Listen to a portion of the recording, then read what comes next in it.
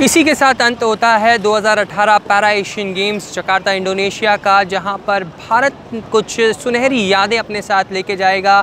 जहां तक भारतीय खिलाड़ियों की बात की जाए तो 72 मेडल भारत की झोली में आए, जिसमें से 15 गोल्ड मेडल भारत के खाते में रहे। एथलेटिक्स की बात की जाए तो सबसे ज़्यादा 36 मेडल भारत के खाते में रहे, जिसमें से 7 गोल्ड, 13 सिल्वर और 16 ब्रोंज़ मेडल भारत ने अपने नाम किए। उसके बाद आता है बैडमिंटन, जहां पर भारत ने 9 मेडल अपने खाते में डाले, जिसमें से 3 गोल्ड और 6 ब्रोंज़ मेडल भारत ने कमाए। उसके बाद चेस, पैरा स्विमिंग और शूटिंग भी अपने अपने अंक तालिका में तीसरे, चौथे और 5वें पायदान में रही। अगर मेडल टैली की बात की जाए तो बहुत ही सुनहरी यादें यहाँ से लेके जाएंगे, क्योंकि एथलेटिक्स में शुरुआत हुई थी भारत के गोल्ड मेडल की, जहाँ पे संदीप चौधरी ने वर्ल्ड रिकॉर्ड कायम किया था जैवलिन थ्रो में, और वहाँ से लेकर भारत ने मेडल्स की झड़ी लगा दी थी एक तरीके से, मानिए 72 मेडल, क्योंकि पिछली बार इंचोंग में भारत के खाते में 34 मेडल थे और इस बार 72 मेडल, यानी कि जस्ट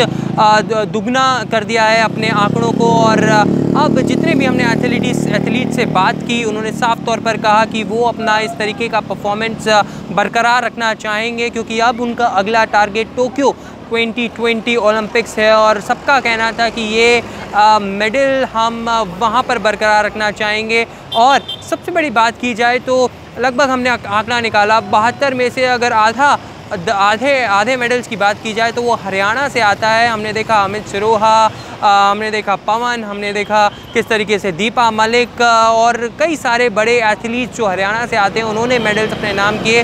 तो एक यादगार परफॉर्मेंस रहा सारे ही पैरा एथलीट्स का, और अब उनका अगला टारगेट टोक्यो 2020 पैरा ओलंपिक्स रहेगा। मैं ऐश्वर्य जैन विदा लेता हूँ इंडोनेशिया जकार्ता से 2018 पैरा एशियन गेम्स की समाप्ति।